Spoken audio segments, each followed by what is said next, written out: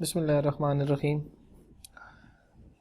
चलिए lecture start करते हैं। पिछले लेक्चर में हमने क्वेश्चन नंबर 1 को क्लियर कर लिया था और चूंकि लेक्चर की टाइमिंग इतनी हो चुकी थी, कंप्लीट हो चुकी थी, तो उस लेक्चर को वहीं पर क्विट करना पड़ा। तो इस पर्टिकुलर लेक्चर में हम क्वेश्चन नंबर 2 से स्टार्ट करते हैं और इंशाल्लाह इस एक्सरसाइज को क्लियर करेंगे। क्वेश्चन यह कहता है use algebra and rule of limits to evaluate the following limits. तो रूल ऑफ लिमिट्स और वो सारे अप्लाई करके जो मैंने प्रॉपर्टीज़ वगैरह बताई थी, वही रूल्स थी, उनको अप्लाई करना है हमने। ठीक, एक बात बेटा ज़हन पे रख लें, मैंने आपको बताया है कि अगर किसी पर्टिकुलर पॉइंट के ऊपर फंक्शन एग्जिस्ट नहीं भी करता, फंक्शन एग्जिस्ट नहीं करता वहाँ पर, तब भी हो सकता है वहाँ पर उसकी लिमिट एग्जिस्ट कर रही हो। ठीक, सपोज करो ये मैं ग्राफ यहाँ पर आपके सामने ड्रा करता हूँ। अब देखो, इस पॉइंट के ऊपर मुझे कोई बता सकता है कि क्या इस पॉइंट के ऊपर ये जो फंक्शन है, क्या आप बता सकते हो बेटा कि ये इस फंक्शन एग्जिस्ट कर रहा है? नहीं सर। क्यों एग्जिस्ट नहीं कर रहा? यहाँ पर आपके पास होल है। लेकिन अगर मैं कोशिश करूँ, अगर मैं इस पॉइंट को, चले मैं ए नाम देता हूँ, तो इस पॉइंट को जब मैं यहाँ से लेफ्ट साइड से अप्रोच करूँगा तो मैं यूँ आहिस्ता आहिस्ता इस कर्व के ऊपर मूव करूँगा। मैं किस पॉइंट को इधर अप्रोच कर रहा हूँ, यही बात हो गई।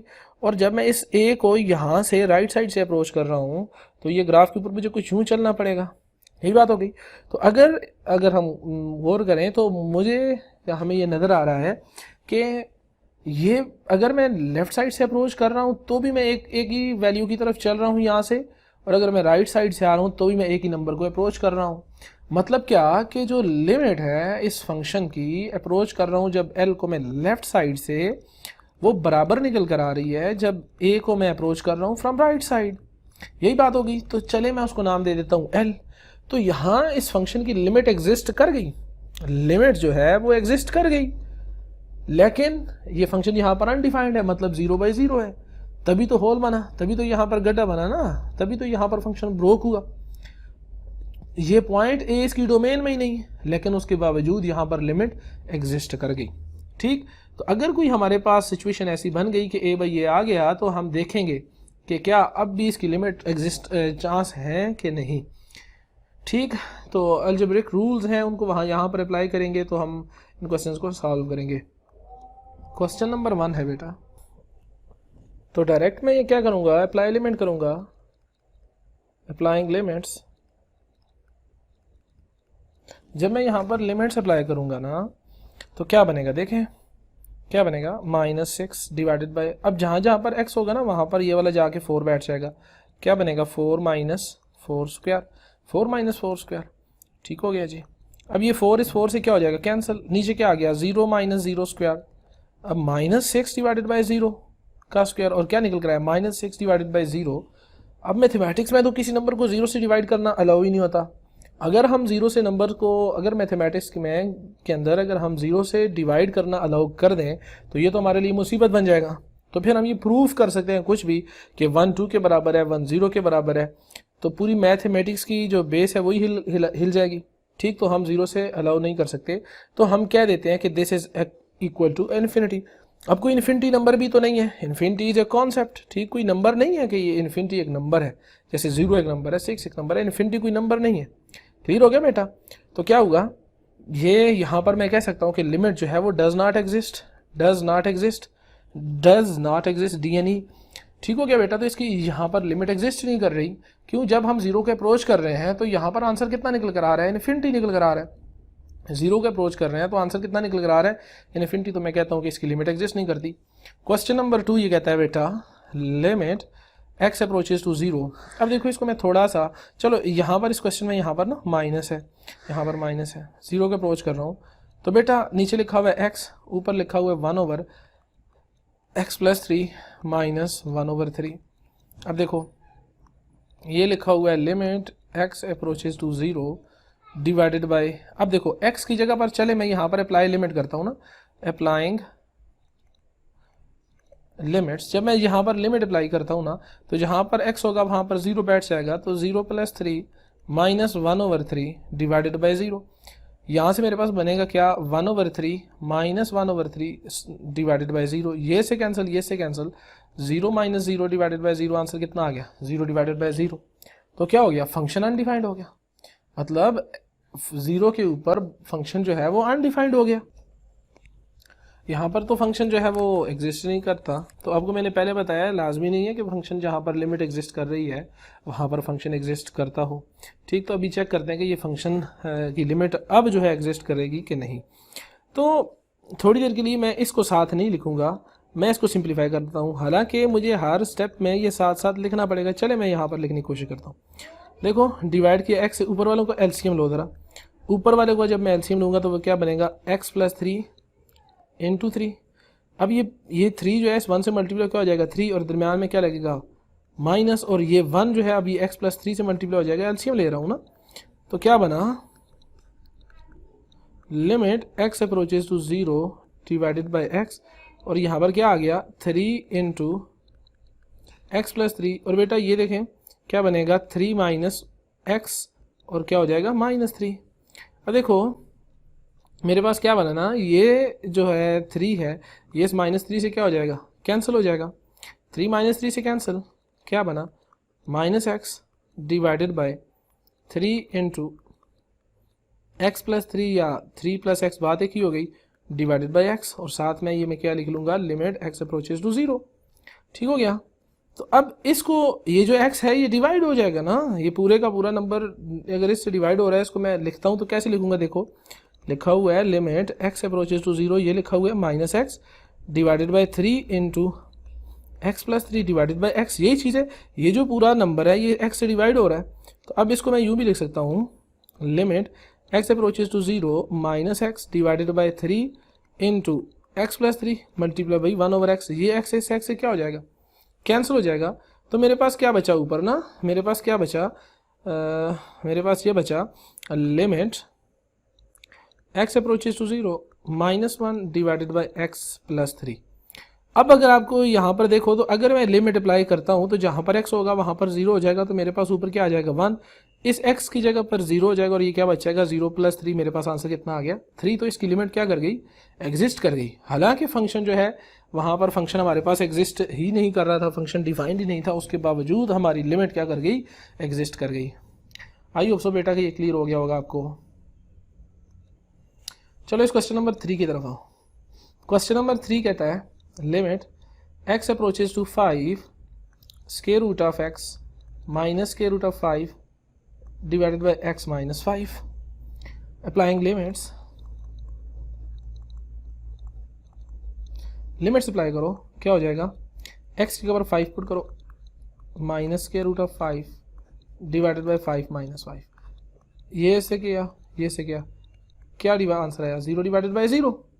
फंक्शन अनडिफाइंड हो गया, लेकिन बात वही है लिमिट एग्जिस्ट करेगी या नहीं करेगी, तो ये देखना है अभी।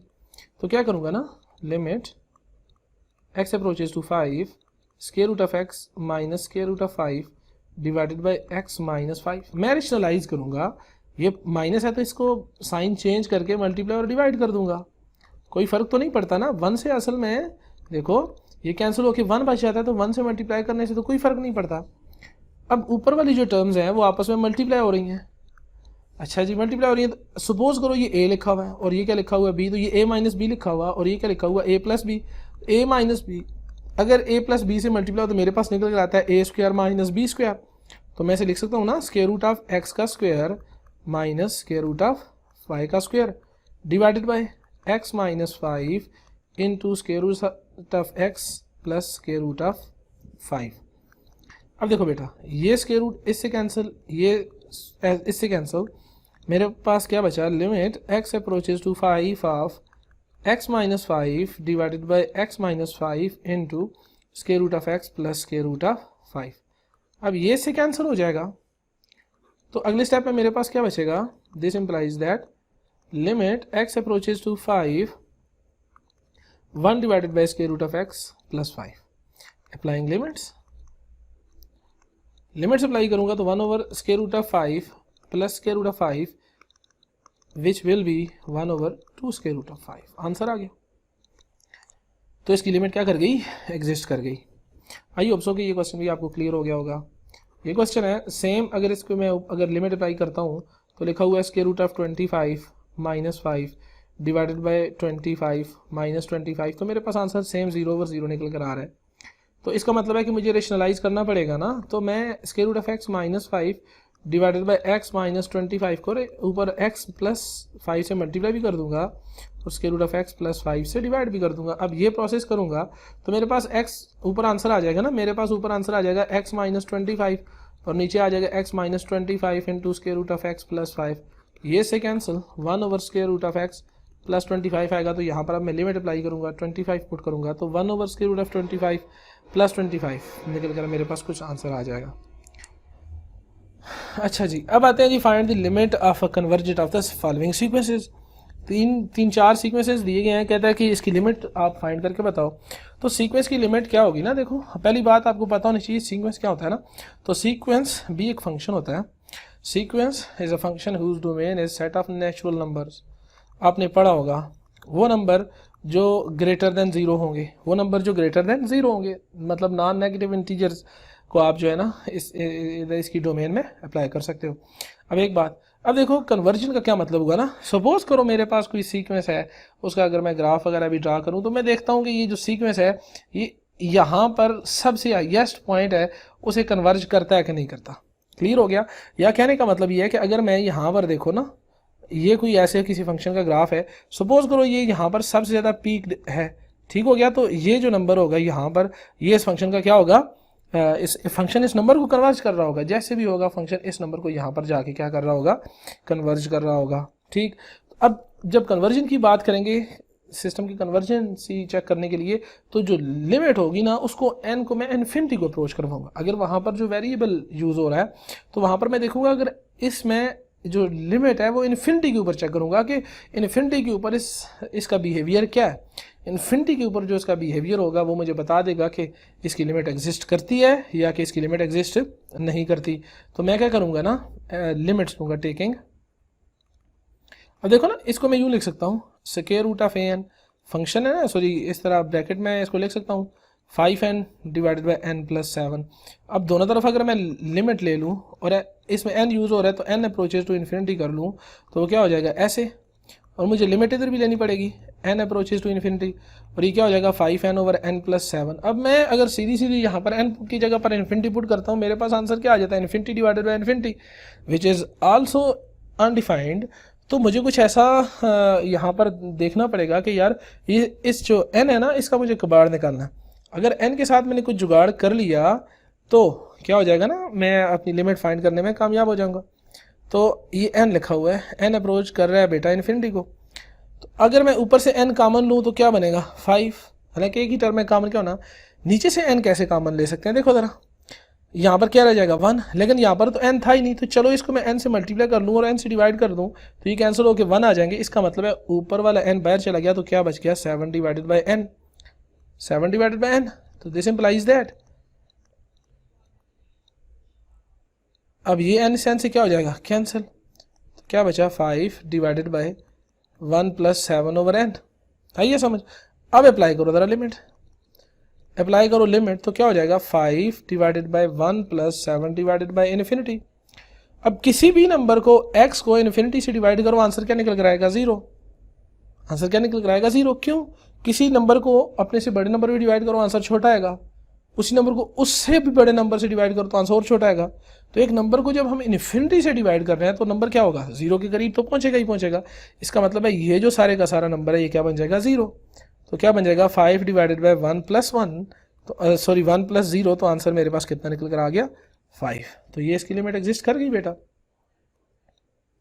आई थिंक आपको क्लियर हो गया होगा। सिमिलरली अगर इस क्वेश्चन को देखो, मेरे पास मैं डायरेक्ट करता हूँ limit n approaches to infinity of 4 minus 7n divided by 8 plus n। अब यहाँ भी वही सीन है, l को मुझे कॉमन, n को मुझे कॉमन लेना पड़ेगा।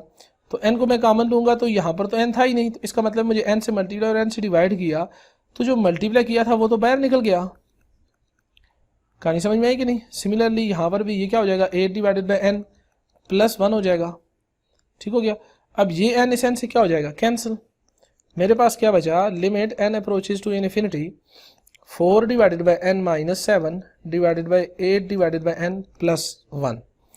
अब मैं जब लिमिट अप्लाई करूंगा तो n ये जो क्या हो जाएगा 4 divided by infinity minus 7 divided by 8 divided by infinity plus 1, ऊपर 4 डिवाइडेड बाय इन्फिनिटी क्या बन गया 0 माइनस 7, 8 डिवाइडेड बाय इन्फिनिटी क्या हो गया 0 प्लस 1, तो मेरे पास आंसर कितना निकल कर आ गया -7 डिवाइडेड बाय 1। तो इसकी लिमिट भी क्या कर गई एग्जिस्ट कर गई, मतलब ये कन्वर्ज कर रहा है किस नंबर को -7 को। इस सीक्वेंस के अंदर -7/7 ये सीक्वेंस जो है वो क्या कर गया कन्वर्ज कर गया।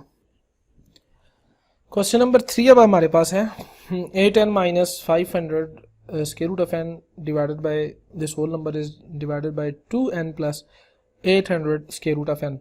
वही काम करेंगे बेटा, लिमिट लेंगे और किस को अप्रोच करवाएंगे इन्फिनिटी को। जब हम सीक्वेंस की कन्वर्जन चेक कर रहे हैं ना, तो लिमिट को मैं अप्रोच करवाऊंगा किस की तरफ इन्फिनिटी की तरफ। ठीक, तो ये क्या बनेगा 8n - 500 square root of n divided by 2n + 800 square root of n। ठीक, अच्छा जी, अब वही बात अगर मैं n की जगह पर इन्फिनिटी पुट करता हूँ, ऊपर क्या आ जाएगा इन्फिनिटी माइनस इन्फिनिटी, ठीक, नीचे क्या आ जाएगा इन्फिनिटी प्लस इन्फिनिटी, बात तो वही हो गई, इन्फिनिटी डिवाइडेड बाय इन्फिनिटी आ गया ना। अब कोई ये तो नहीं कह सकता sir infinity plus infinity is equal to 2 infinity, ठीक हो गया, या infinity minus infinity is equal to 0 और 0 divided by any number is 0, तो सर इसका आंसर तो 0 लिखा हुआ है। ये नॉनसेंस की बात है, इन्फिनिटी को ना तो हम ऐड कर सकते हैं ना हम डिवाइड कर सकते हैं। ठीक हो गया ना बेटा, समझ आ गई। तो क्या होगा ना, मुझे ऊपर से n कॉमन लेना होगा, लेकिन n मैं उसी सूरत में कॉमन लूंगा कि यहाँ पर 500 के साथ n हो, यहाँ पर 500 के साथ n तो नहीं है, यहाँ पर 500 के साथ क्या स्क्वायर रूट ऑफ n। इसका मतलब है स्क्वायर रूट ऑफ n को मुझे n बनाना है। तो देखो अगर मैं इसे n से स्क्वायर रूट ऑफ n से मल्टीप्लाई कर लूँ और स्क्वायर रूट ऑफ n से डिवाइड कर लूँ, तो मेरे पास देखो ये बेसिस सेम, तो पावर एड्स, ऊपर मेरे पास क्या बन जाएगा n बन जाएगा। सिमिलरली यहां भी मैं करूंगा, आइए समझ। तो मेरे पास क्या बनेगा, limit n approaches to infinity 8n - 500 n divided by square root of n divided by 2n + 800 n divided by square root of n। ठीक हो गया जनाब, क्या हो जाएगा ना limit n approaches to infinity. अब देखो n ऊपर से मुझे निकलता हुआ नजर आ रहा है, n को कॉमन लूंगा क्या बचेगा 8 - 500 divided by square root of n divided by n, मैं नीचे से भी कॉमन ले सकता हूँ, क्या बचेगा 2 + 800 divided by square root of n। अब ये वाला जो n है इस n से क्या हो जाएगा कैंसिल। अब मैं करूंगा अप्लाइंग लिमिट, तो क्या हो जाएगा ना, लिमिट अप्लाई करूंगा, ये क्या हो जाएगा 8 - 500 divided by square root of infinity divided by 2 + 800 divided by square root of infinity. तो स्क्वायर रूट ऑफ इन्फिनिटी भी क्या हो जाएगा ना इन्फिनिटी हो जाएगा, ये डिवाइड की सान है। मेरे पास क्या बनेगा 8 - 0 और ये भी क्या हो जाएगा 2 + 0, तो 8 डिवाइडेड बाई 2 निकल कर आ गया, तो मेरे पास आंसर कितना आ गया 4। तो ये नंबर कन्वर्ज कर गया ये सीक्वेंस के इसको 4 को। ठीक हो गया जनाब।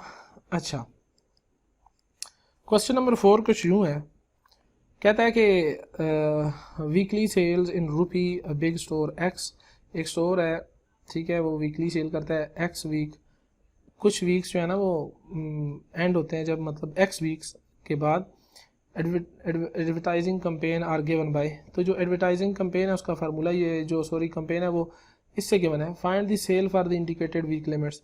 तो कहता है SF2 फाइंड करके दो बेटा। तो SF2 मतलब पर्टिकुलर वैल्यू कह रहा है, तो जहाँ जहाँ पर x होगा वहाँ पर मैं क्या पुट कर दूंगा 2। तो ये क्या बन जाएगा 5000 + 3600 divided by 4।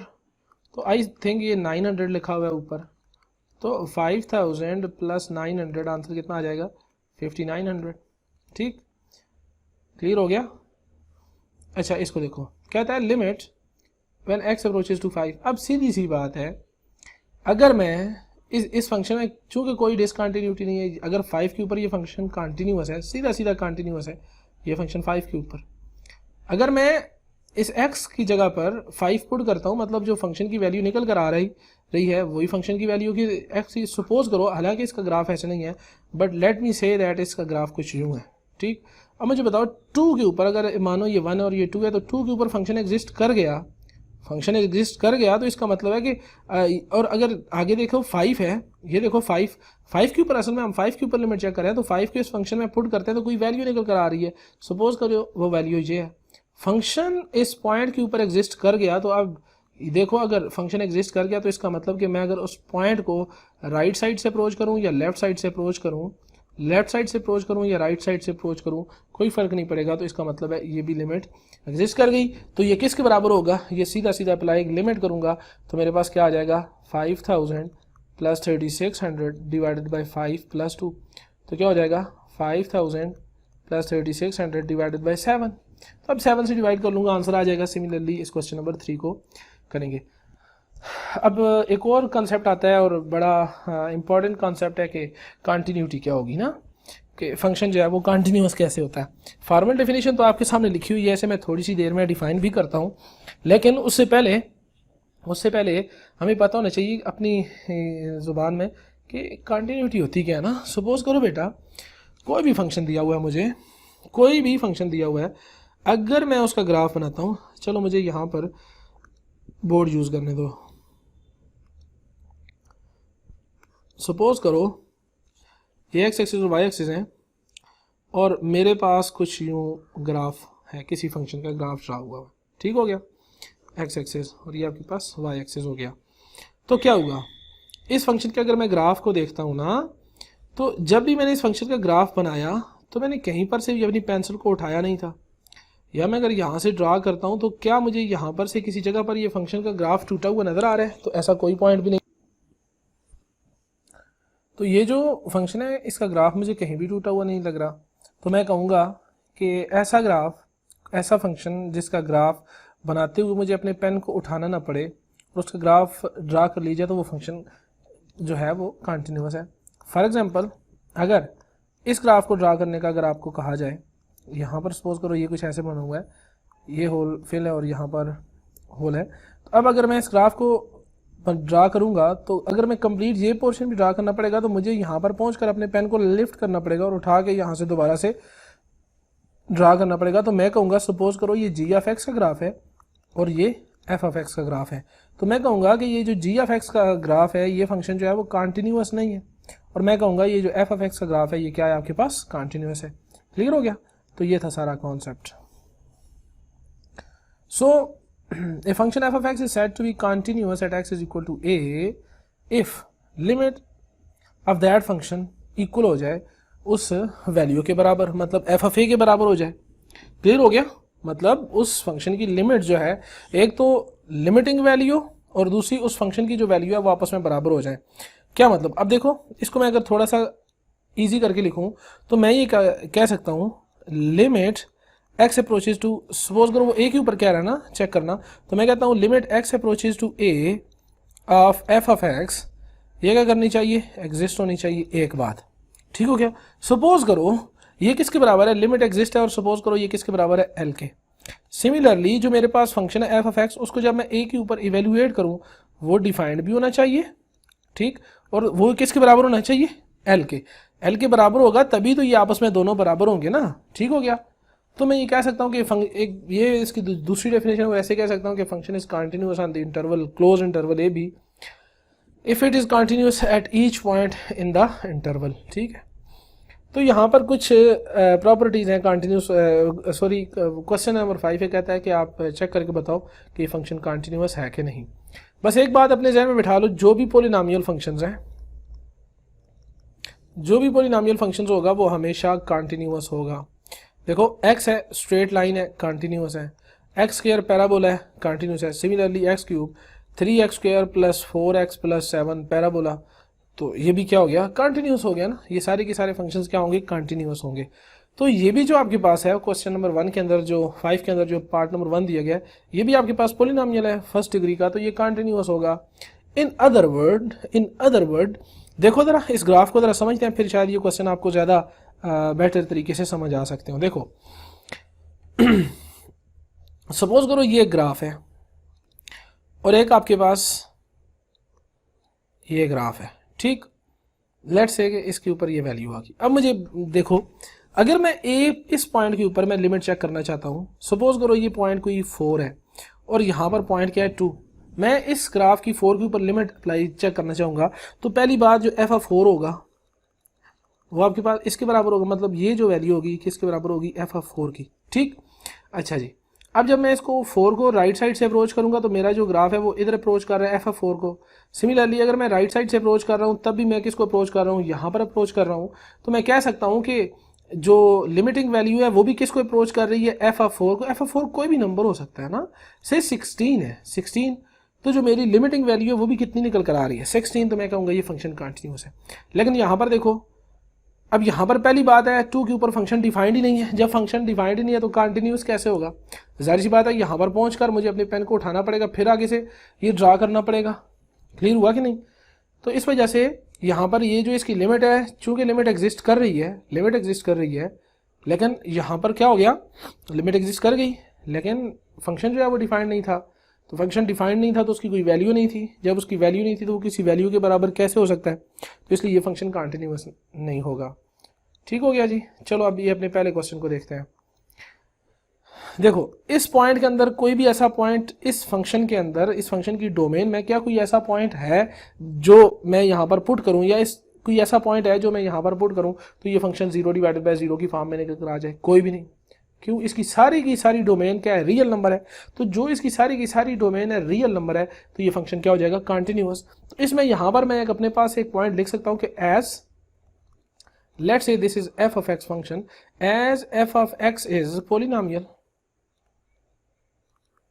f of x is polynomial, so it is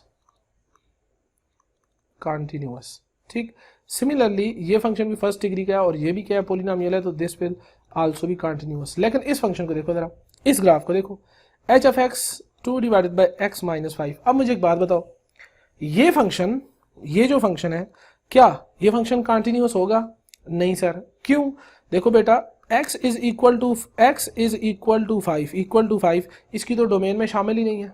क्यों डोमेन में शामिल नहीं है सर?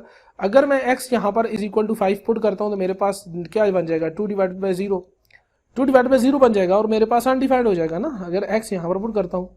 डोमेन में मैंने बताया था पहले लेक्चर में कि डिनोमिनेटर 0 नहीं होना चाहिए।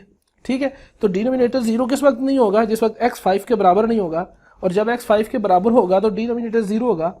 इसका मतलब ये हुआ कि यहां पर function at x is equal to 5, h of x है ना, तो h of x is not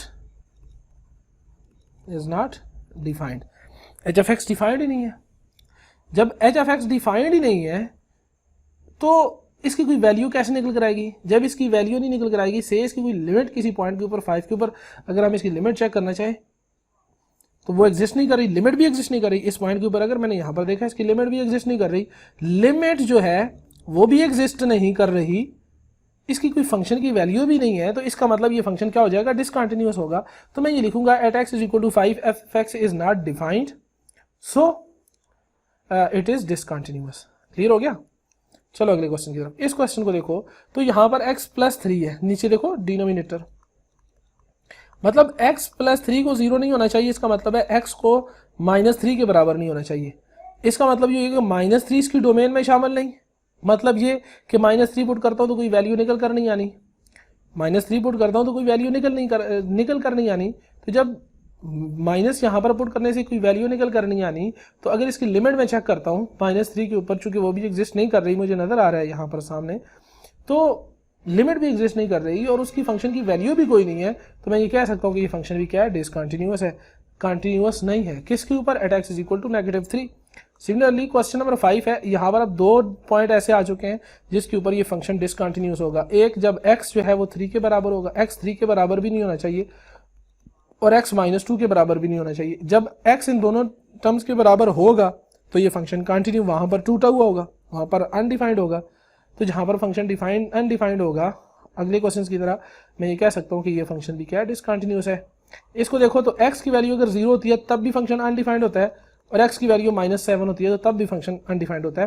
तो यहाँ पर मैं लिख सकता हूँ ना, at x is equal to 0 और x is equal to -7 function is not defined, that is function does not attain any value। जब फंक्शन की वैल्यू नहीं अटेन कर रहा तो फिर वो फंक्शन कंटिन्यूअस कैसे हो सकता है? अच्छा जी, use the graph of this function, और आप बताओ कि ये फंक्शन कंटिन्यूस है कि नहीं। मैंने यहाँ पर फंक्शन, चूँकि आपकी बुक में फंक्शन यहाँ से यहाँ तक हुआ था, लेकिन मैंने इसका फंक्शन का जनरल बिहेवियर यहाँ पर ड्रा करके आपको बता दिया है। कहता है जी इस continuous on the open interval, जाहिर सी बात है ये ओपन इंटरवल -1 यहाँ पर है और 2 यहाँ पर है। अब इस इधर से मैं फंक्शन को अगर ड्रा स्टार्ट करूँ बेटा, तो क्या मैंने कहीं पर कोई अपनी पेन और पेंसिल उठाई है? नहीं उठाई। तो क्या मतलब हुआ ये फंक्शन कंटिन्यूस है? बिल्कुल कंटिन्यूस है जी। Is G F X continuous from right at the X is equal to -1। X is equal to -1 ये है ना, तो जब -1 को मैं राइट साइड से अप्रोच कर रहा हूँ तो यहाँ पर से देखो कोई क्या ये फंक्शन इधर इस वैल्यू को अप्रोच कर रहा है कि नहीं। क्या यहाँ पर मुझे कोई टूटा हुआ वैल्यू, कोई ऐसी नंबर मुझे मिल रहा है कि यहाँ पर ग्राफ टूटा हुआ? नहीं। तो इसका मतलब ये हुआ कि ये फंक्शन क्या है? कंटिन्यूस है। ठीक, अब उसने चूंकि ग्राफ दिया हुआ है ना, यूज दी ग्राफ, ग्राफ को डिस्कस करना है तो मैं अब वैल्यूज इवेलुएट नहीं कर सकता। ठीक है, मैं वैल्यूज इवेलुएट नहीं करूंगा, मैं सीधा सीधा ग्राफ का बिहेवियर देखूंगा। अच्छा जी, is limit x approaches to -1 G of X is equal to g-1। कहता है कि क्या ये फंक्शन, असल में ये पूछना चाह रहा है क्या ये फंक्शन -1 के ऊपर कंटिन्यूस है कि नहीं। तो बेटा हम ये ऑलरेडी से कह चुके हैं ये कंटिन्यूस है। और देखो कंटिन्यूस है तो इसका मतलब है फंक्शन की वैल्यू और लिमिटिंग वैल्यू बराबर होगी। यार देखो ना, ये ऊपर वाला क्वेश्चन और ये दोनों क्वेश्चन सेम ही है। कहता है जी ऑफ एक्स, अच्छा उसने वहां पर राइट साइड की बात की है और यहाँ पर जो है ना उसने कह दिया कि क्या ये दोनों वैल्यूज बराबर है। बिल्कुल बराबर है बेटा, बिल्कुल बराबर है। ये इस वैल्यू को अप्रोच कर रहे हैं, ये इस वैल्यू को अप्रोच कर रहे हैं। इधर से देखो जरा, इधर x की वैल्यू अगर मैं -1 पुट करता हूँ ना, -1 पुट करूंगा तो क्या हो जाएगा? -1 का स्क्वायर 1 हो जाएगा, +2 और x आ जाएगा। x के ऊपर क्या आ जाएगा? -1 +2, तो देखो ये कैंसिल हो जाएंगे तो मेरे पास कितना निकल आ गया? तो ये 1 आ गया। अप्लाई लिमिट करो तो फिर भी निकल कर 1 आ रहा है। तो इस वजह से मैं ये कह सकता हूँ कि ये फंक्शन क्या है? कंटिन्यूस है। अगला question, is G F X continuous from the left at X is equal to 2। X is equal to 2 को अगर मैं लेफ्ट साइड से अप्रोच करूं तो ये क्या फंक्शन कंटिन्यूस है? यस सर, बिल्कुल कंटिन्यूस है। अब 2 यहाँ पर पुट करके देखो और लिमिटिंग भी वैल्यू पुट करके देखो तो आंसर दोनों का बराबर निकल कर आएगा। तो मैं कहूँगा yes it is continuous also. Yes yes yes, सबका yes. Is G F X continuous at the closed interval -1 और 2। जाहिर सी बात है क्लोज इंटरवल के ऊपर भी कंटिन्यूस है। कैसे? जरा यहाँ पर देखो, यहाँ पर क्या होल बना हुआ है? नहीं, ये तो सॉलिड डॉट है। ये से देखो तो ये भी सॉलिड डॉट है। इसके बीच फंक्शन कंटिन्यूस है क्लोज इंटरवल के ऊपर। Yes it is closed. अब यहाँ पर मैंने कुछ वैल्यूज इवेलुएट कर ली है ना, ठीक हो गया। तो ये वैल्यू फंक्शन और उससे जनरेट किए, इस वजह से मेरे पास ये ग्राफ बन गया। तो ये थे आपकी एक्सरसाइज नंबर 1.4 जिसको कंप्लीट डिस्कस कर लिया है। अगर बेटा किसी चीज़ की कोई समझ नहीं आई या कुछ भी कन्फ्यूजन है तो आप कमेंट कर सकते हो, और अगर समझ आ गई है तो बेटा हमारे इस चैनल को सब्सक्राइब करो और अपने दोस्तों से शेयर करो। Best of luck and wait for the next video.